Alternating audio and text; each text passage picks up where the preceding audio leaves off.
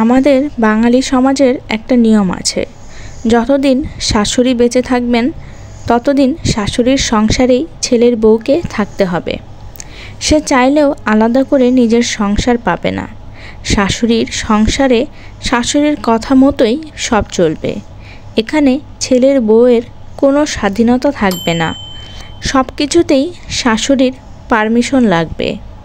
এমনকি শাশুড়ির সংসারে নিজের মন মতো একটা রুম ও ডেকোরেশন করা যাবে না।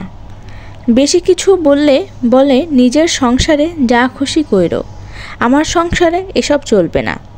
কিন্তু দেখো, আমাদের মতো সেই অসহায় বউগুলো নিজের সংসার বলতে যা বোঝায় তা হলো শাশুড়ির মরার পর। তার আগে নিজের সংসার, সেটা আবার কি? বুড়া মানুষ বাঁচবেই বা কয়দিন? শাশুড়ি মরলে সবই তো তোমার। তো বউটাও অপেক্ষা করতে থাকে কতদিন পর শাশুড়িটা মরবে। শুনতে খারাপ হলেও এটাই বাস্তব সত্যি। আর এই সংসারটা তার হবে।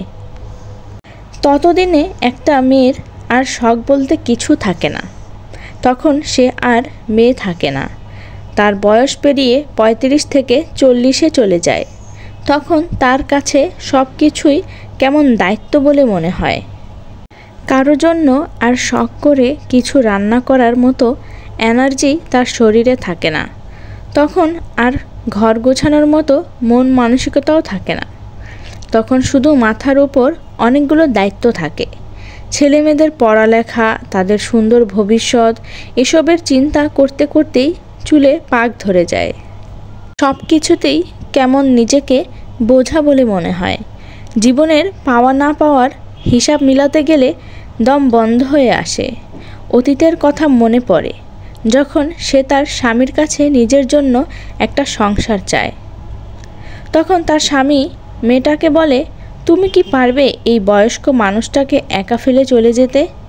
ব্যাস, মেয়েটার আর কিছুই বলার থাকে না, সে চুপ হয়ে যায়। কিন্তু কি পায় মেয়েটা সেই সংসার থেকে? যেই শাশুড়ির জন্য নিজের শখ আহ্লাদ বিসর্জন দেয়, সেই শাশুড়ি কি আদৌ মেয়েটার কথা ভাবে? বরং মেয়েটা সেই সংসার থেকে দিনের পর দিন মানসিক টর্চার সহ্য করে যায়। সারাক্ষণ আতঙ্কে থাকে, কখন না জানি শাশুড়ি মা রেগে যায়, কখন না জানি তার জন্য সংসারে ঝামেলা অশান্তি শুরু হয়ে যায়। এইভাবেই ভয়ে আতঙ্কে কখন যে মেয়েটার বয়স পেরিয়ে যায় সে নিজেও জানে না। হঠাৎ অনেক বছর পর মেয়েটার মনে হয়, সংসারের ঝামেলা সামলাতে গিয়ে কখনো তার স্বামীর সাথে একটু স্মৃতি তৈরি করা হয়নি। সারাদিন কাজের পর রাতে সময় করে স্বামীর জন্য একটু শাড়ি পরে কপালে কালো টিপ লাগানো হয়নি। সংসারে সবার সাথে থেকে লজ্জায় স্বামীর সাথে হাত ধরে একটু বৃষ্টিতে ভিজার সুযোগ হয়নি মেয়েটার মনে পড়ে যায়, অনেক দিন হলো তার স্বামীর সাথে একান্তে বসে একটু গল্প করা হয়নি।